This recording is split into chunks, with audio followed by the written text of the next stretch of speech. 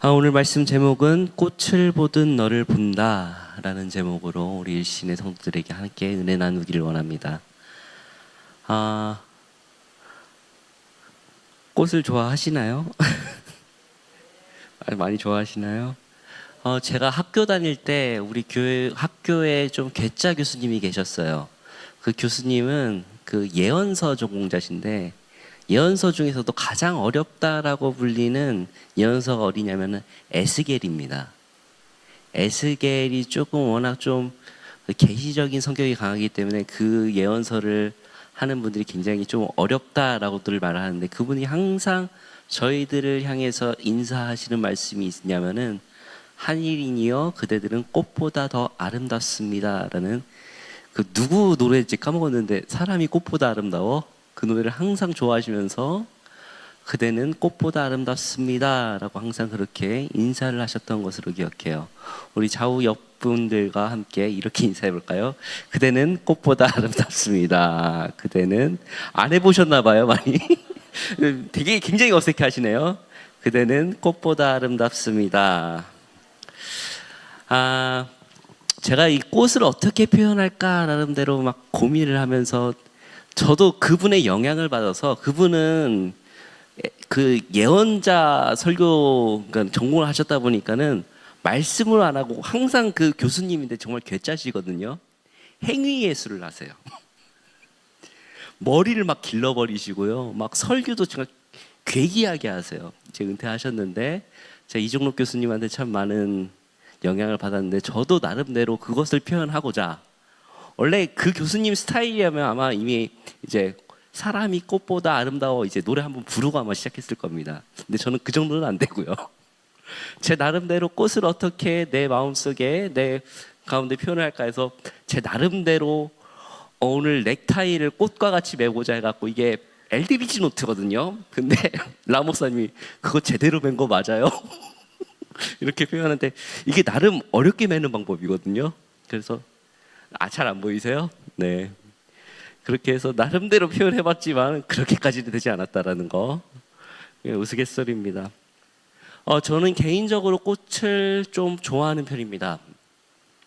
어린 시절부터 시골에서 커서 자연을 보고 자랐는지 모르겠지만은 여러 가지 꽃들을 좋아합니다. 개인적으로는 잘 가꿔지고 화사한 꽃도 좋아하지만은 이제 가든이나 뭐 정원이나 우리 또 이제 권사님들이 워낙 이제 꽃꽂이 잘하시는 이런 꽃들도 좋아하지만은 저 개인적으로는 생화를 더 좋아하고요. 그것보다도 더 이제 야생화를 더 좋아합니다. 저 개인적으로는 들꽃의 꽃이라든지 특히 이제 제가 주로 등산을 많이 하는 이유 중에 하나가 그 사람들한테 잘 안 보이는 산속에 있는 숨어 있는 그런 야생화 보려고 많이 가기도 해요. 봄부터 가을까지 여러 가지 꽃들이 세상에 펼쳐져 있을 때 이 시기가 지났구나, 이때 꽃이 피면은 이게 지났구나라고 생각을 해봅니다. 우리 교회도 꽃들이 많이 있습니다. 누가 설계하셨는지 누가 조경하셨는지는 모르겠지만은 딱 백합화부터 시작해갖고 이 꽃이 지면은 이게 피게, 이 꽃이 지면 이거 피게. 지금 이제 무궁화 펴 있죠. 그러니까는 우리 교회 누가 조경하셨는지 모르겠어요. 그런데 보니까는 1년 내내 사시사철 딱 꽃이 피게끔 이렇게 딱 조경을 하신 티가 나요. 물론 잘 못 가꿔서 죄송합니다. 그러나 최대한 지금 가꾸고 있습니다. 그런데 우리 교회도 꽃으로 이렇게 아름답게 조경을 하신 것을 우리가 알 수가 있습니다. 여러분들은 꽃을 보면서 계절의 변화를 느끼시는지요? 저는 이제 아침마다 한강을 뛰는데 거기서도 이 작은 꽃들의 펴 있는 모습들을 보면서 작은 기쁨과 하나님의 그 섭리를 느끼기도 합니다. 대부분이 그렇지만 이상하게 어른들 카톡 프로필 보면은 웃으시는데 대부분이 손주 사진 아니면은 꽃밭 사진입니다. 많이들 저도 그래서 혹시나 우리 권사님들 좀 몇 분 봤거든요. 맞더라고요. 권사님들 대부분 손주 사진 아니면은 꽃밭에서 찍은 사진 아니 꽃 사진. 왜 그럴까요? 나이가 들어서 그럴까요? 나이가 들면 꽃이 이뻐진다라는 표현이 있는데 꽃이 이쁜 것이 아니라 나이가 들어서 꽃이 핀 것이 아니라 어떤 사설을 보니까는 나이가 먹었기 때문에 비로소 세상의 아름다움을 알 수 있게 됐다라고 그렇게 표현을 하더라고요. 내 주변을 살펴볼 수 있고 진정한 깨달음이 이제 시작이 되고 이 세상의 아름다움을 이제 살펴볼 이제 여유가 됐다라는 표현이겠죠. 여러분들은 꽃을 보면서 무엇을 생각하시며 또 어떤 생각들을 하십니까? 저는 오늘 꽃에 관련된 말씀을 여러분들에게 전하고자 합니다. 태초에 하나님께서 천지를 창조하시고 오늘 본문에 나왔듯이 땅의 풀과 씨 맺는 채소들을 각기 종류대로 창조하시며 열매를 내는 나무들을 창조하셨다라고 합니다. 여기 쓰여져 있지 않지만은 여기서는 우리 이제 나무를 생각할 때 하나님께서 여기서 꽃과 관련된 창조의 본문이 바로 오늘 창세기 1장 13절입니다. 하나님께서는 풀과 씨 맺는 채소를 만드시고 그리고 꽃을 통하여서 우리에게 더 아름다움을 표현하셨습니다. 이 세상이 참 아름답게 지어졌다. 그리고 하나님의 보시기에 참 좋았더라 라고 하죠. 그래서 어떤 표현이 있냐면 하나님은 최고의 디자이너다 라는 표현이 있습니다. 그러나 하나님께서는 거기만 그치지 않으셨고 그 이후에 우주의 질서를 다시금 지으시고 별과 광명체를 만드시고 이후 동물을 만드시고 물고기의 새와 같이 번성하게 창조하셨습니다. 그리고 마지막으로 하나님은 자기 형상 곧 하나님의 형상대로 사람을 창조하시고 그리고 하나님께서는 그것을 보고 심히 좋았더라 라고 표현하셨습니다.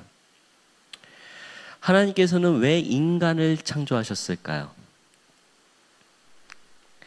하나님께 보시기에는 꽃과 자연만으로 그것이 만족한 것이 아니라 인간을 창조하시고 그리고 그 창조의 완성을 인간으로 마무리하셨습니다. 하나님의 형상 곧 사람이 그러니까 그 아름다움의 가장 극치에 있다라는 것입니다. 저는 금요일날 언제나 설교 자리가 되면은 제가 언제나 신학 공부를 여러분들에게 시켜드리죠. 참 이번 8월 달은 제게 있어서 금요 예배가 정말 은혜로운 시간이었어요. 첫 번째 주에 라 목사님 휴가 가셔서 찬양하지. 두 번째 주간에 이제 목사님 갑자기 급하게 해서 갑자기 설교했지. 또 저번 주에 이제 청년부에서 이제 찬양했지. 또 오늘 이제 마무리를 지어지는데요. 오늘은 특별히 우리가 저번 주에는 제가 저번에 설교했을 때는 교회론에 대해서 가르쳐 드렸고 오늘은 창조론과 관련된 인간론 부분입니다.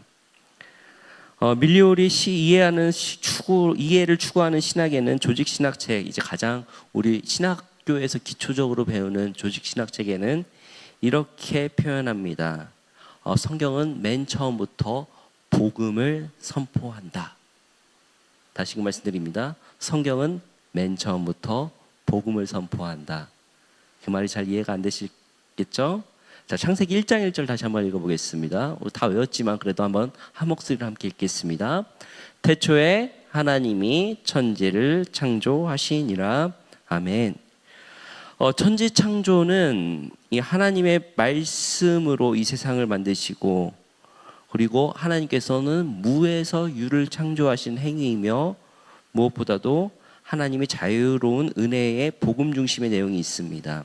그리고 이 창조에는 무엇보다도 그 예수 그리스도에 통하여서 해방하며 화해시킨다라는 그 사역이 있으며 결국에는 최종적인 승리는 그 만물을 새롭게 하는 화해에 있다까지 이게 포함되는 내용이 바로 창세기 1장 1절입니다. 너무 깊은 이야기죠. 그런데 무엇보다도 이 창조론의 핵심은 상호 의존적이다라는 것이죠. 다시금 설명드려요. 창조의 핵심은 상호 의존적이다. 너무 깊게 들어갈까 봐 죄송한데 하나님께서 세상을 창조하실 때 삼위일체 하나님께서 같이 이 세상을 창조하셨고 피조성은 고독한 또는 존재적 존재를 의미하기보다는 철저하게 공존성과 상호 간의 의존성을 얘기합니다. 쉽게 말하면 모든 창조의 존재들은 서로 상호적으로 도와가면서 살아가게끔 하나님께서는 창조하셨다라는 것이죠. 자연 세계를 창세기는 두 가지 창조를 이야기하는데, 첫 번째는 인간과 인간 상호 간의 관계를 이야기하고, 두 번째는 인간과 자연 세계의 관계를 이야기합니다. 그런데 우리가 다 알다시피 죄로 인하여서 인간과 인간 사이의 그 관계가 깨어졌고, 또 죄로 인하여서 인간과 피조물의 세계가 깨어졌습니다. 무엇보다 하나님께서 남녀를 만드신 이유는 인간을 동산에 두시고 사람이 혼자 사는 것을 좋지 아니하게 보셨고, 그리고 칼바르트가 이러한 공존이 인간성의 기본적 형태라고 말합니다. 즉, 한 사람이 아니라 두 사람이 하나님께서 창조하신 기본적인 창조의 질서다라는 것이죠. 이런 말을 하는 제가 굉장히 마음이 무겁습니다. 아무래도 결혼도 안 한 녀석이 이런 설교를 할 때 제가 좀 무거워요. 그러나 말씀은 말씀대로 받아주시길 바랍니다. 다시 말씀드립니다. 그래서 그 창조 안에서 남녀 사이에 무엇이 더 우월하다라는 것은 없고, 타자와의 관계성 속에서 진정한 인간됨을 발견하도록 부름받은 것이다 라는 것입니다. 그리하여서 하나님께서는 인간은 실현되지 않은 하나님의 목적을 가진 목적을 향해서 쉼없이 하나님의 창조의 질서와 목적을 향해서 나아가는 것이 인간 창조의 목적입니다. 이러한 창조의 공존 속에서 존재는 인간의 영역을 넘어서서 확대한다고 하죠. 인간은 동물과 함께 존재하고 식물과 함께 존재하며 흙과 물과 이것이 내는 모든 형태의 생명과 함께 존재합니다. 이것이 아까 전에 우리 정순희 권사님이 살짝 기도 시간 때 언급해 주셨던 그 생태계의 모든 것에 이제 같이 자연 세계에 함께 하는 것이 바로 인간의 창조성의 원리이고 우리가 존재받음의 이유입니다. 하나님의 창조는 목적을 가지고 목적지향적입니다. 하나님의 형상을 닮은 인간은 첫째 하나님의 신체를 닮았다고 하고요. 둘째는 하나님의 형상은 이성적 본성 안에 존재한다고 하며, 셋째는 땅에 대한 지배권을 부여받았고, 넷째는 하나님의 형상의 의미를 자유로 보기도 합니다. 그런데 무엇보다도 하나님의 형상은 다른 피조물들과 관계를 맺고 있는 인간의 삶에서 드러난다. 관계 속에서 하나님의 형상이 드러난다라는 것입니다. 그리고 하나님께서는 자기 형상 곧 하나님의 형상대로 사람을 창조하시되라고 하는데, 이것은 언제나 아까 전에도 말씀드렸다시피 고독이 아니라 교제 속에서 영원히 하나님께서 사시는 삶을 반영한다라는 것입니다. 그러니까 결혼 안에 하나님의 그 창조의 신비가 숨어 있다라는 것입니다. 그러니까 여러분들의 그 두 명에 계시는 지금 다들 이제 따로따로 떨어져 계시는데, 이 두 분들의 그 관계 속에서 하나님의 창조의 신비가 그 안에 결혼 안에 있다라는 것입니다. 그래서 하나님이라고 불리는 전적 타자와 모든 타자들 관계 속에서 결국엔 초월적인 것이 관련되며, 우리는 하나님이 의도하신 피조물이 되기 위해서는 모든 타자들과 우리 사이에 상호적 도움이 필요하다. 너무 어려운 이야기 이제 여기서 끝났어요. 자, 우리는 하나님께서 창조하셨는데 결국에는 관계 속에서 하나님의 형상이 드러나고 우리는 상호 의존적이다. 그것이 하나님의 인간의 지으신 질서 가운데 가장 중요한 것이라는 것입니다. 아프리카 속담에 이런 말이 있습니다. 우분투라고 혹시 들어보셨습니까? 우분투. 아시는 분 계실 겁니다. 네가 있어서 내가 있다 라는 뜻이죠. 나 혼자만이 존재하는 것이 아니라 네가 있기에 내가 있고, 그렇기 때문에 우리는 같이 함께 공존한다라는 뜻입니다. 아프리카 속담을 보면은 저희가 참 귀 기울여서 생각해야 될 참 이야기들이 많아요. 저 개인적으로 가장 좋아하는 아프리카 속담은 한 아이를 키우려거든 무엇이 필요하다? 마을이 필요하다라고 하죠.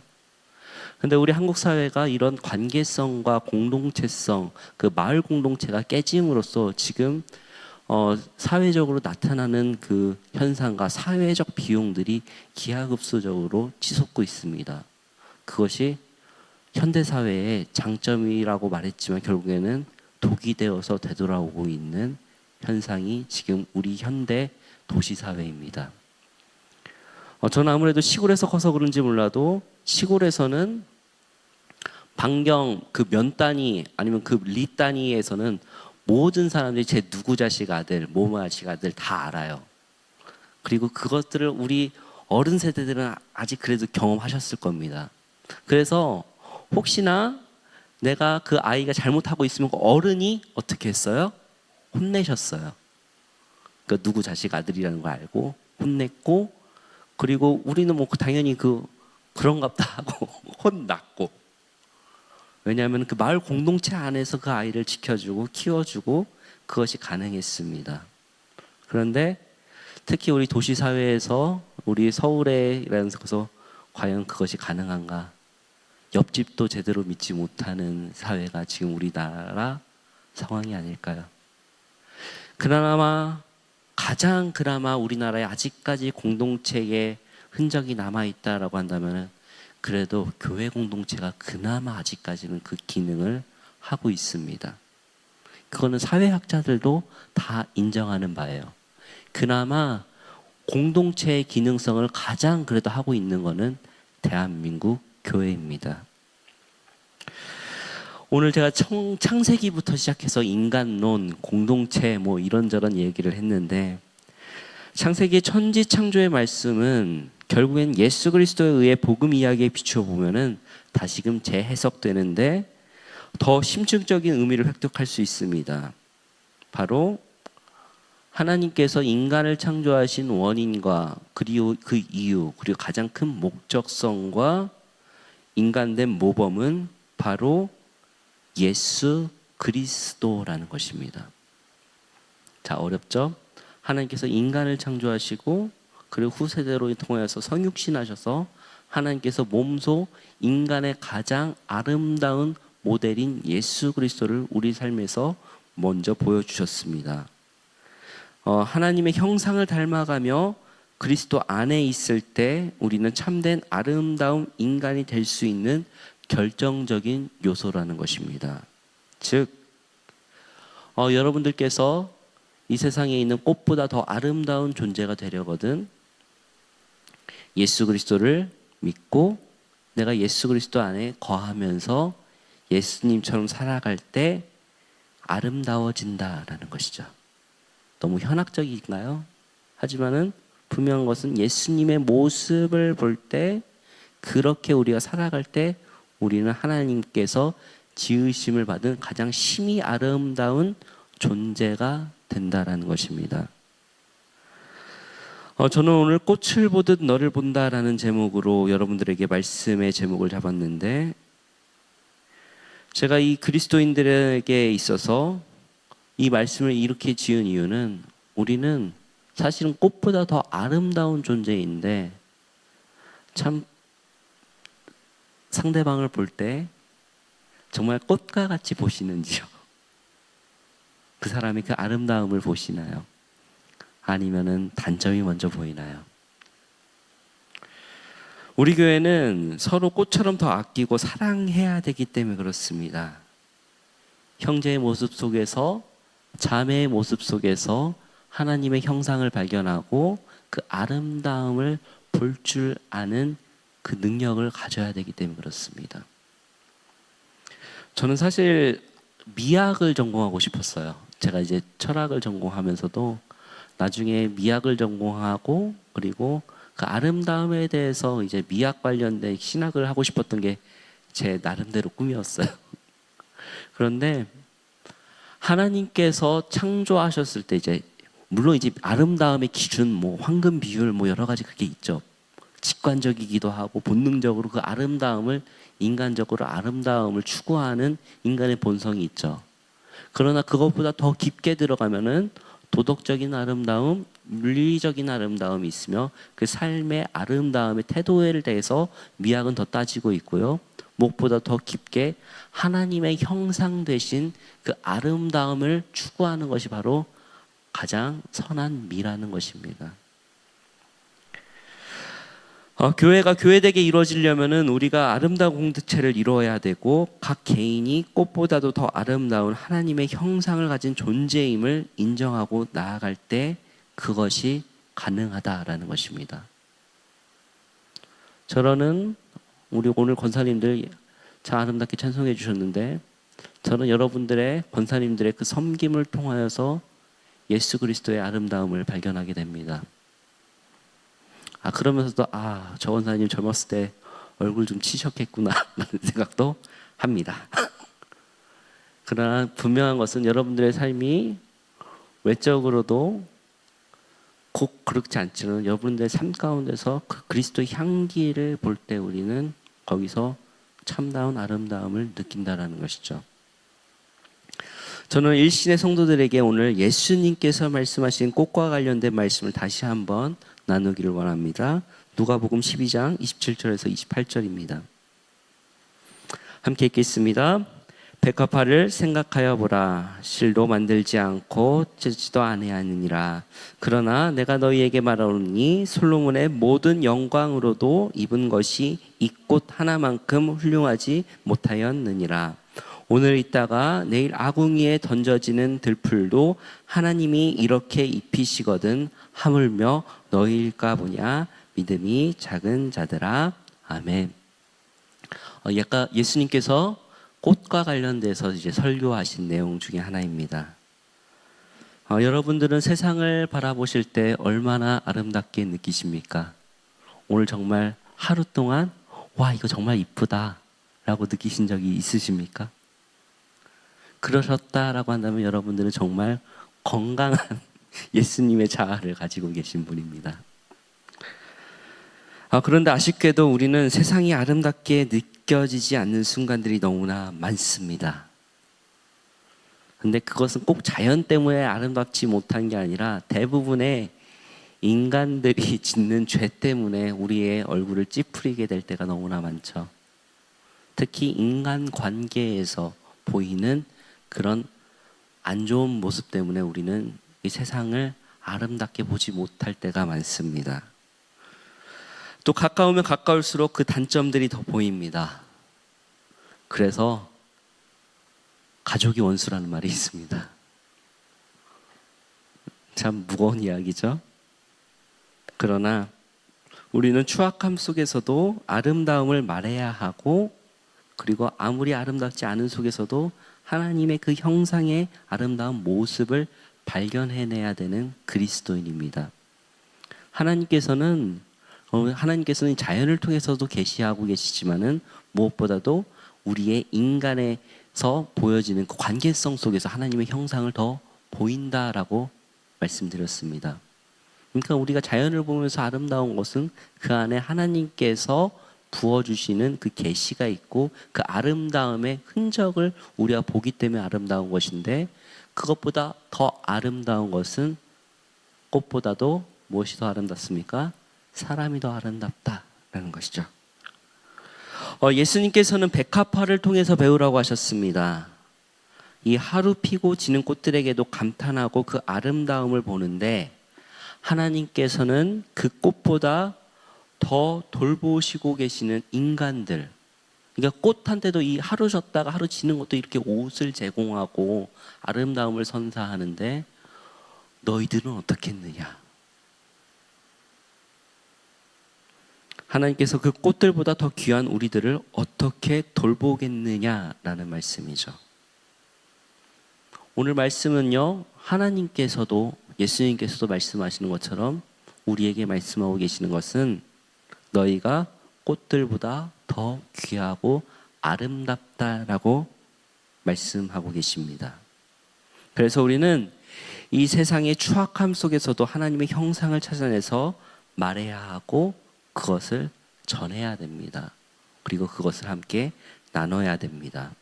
그리고 무엇보다도 서로가 서로를 사랑하고 아름다움으로 진심으로 격려하면서 덕이 되는 아름다운 언어로 이 일신교회를 그 아름다운 언어로 채워주시기를 바랍니다. 특별히 그것을 어디서 합니까? 목장 예배 때 많이 하십시오. 목장 예배 때 그 아름다움을, 성도 간의 그 아름다움을 채워가 주십시오. 아름다운 언어로서 서로를 격려해 주시고 이 교회를 덕으로서 채워주시길 바랍니다. 목장 예배를 사모해 주십시오. 이 말 한마디 하려고 설교 이렇게 길게 했습니다. 아름다움으로 말해주시고 그리고 그 안에서 함께 아름다워 주시는 일신의 교회 되기를 주님의 이름으로 소망합니다. 그래야 해서 우리 일신교회가 진짜 아름다운 교회, 저 교회는 가보면은 진짜 꽃보다도 더 아름다운 권사님들이 계셔. 꽃보다도 더 아름다운 장로님, 집사님들이 계셔. 라는 이야기가 나올 수 있게. 물론 우리 청년들도 아름답습니다. 꽃보다도 더 아름다운 청년들이 있어. 라고 불릴 수 있는 우리 신교회가 되길 바랍니다. 그래야 해서 우리 신교회는 세상의 모든 어떤 아름다움보다 예수님의 아름다움으로 채워져 가는 우리 교회 되기를 주님의 이름으로 축복합니다.